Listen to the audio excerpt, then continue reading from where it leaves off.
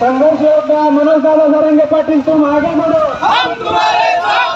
जरांगे पाटील यांच्या उपोषणास पाठिंबा देण्यासाठी गरजवंत मराठा या ठिकाणी आयोजित झालेला आहे।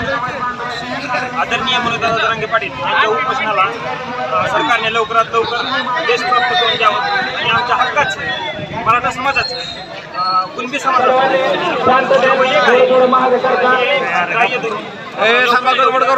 आरक्षण द्यावं। कुणबी शेतकरी आणि कुणबी दोन्ही एकच आहे ते लक्षात घेऊन जर सगळं मराठा समाजाला आरक्षण जाहीर करावं।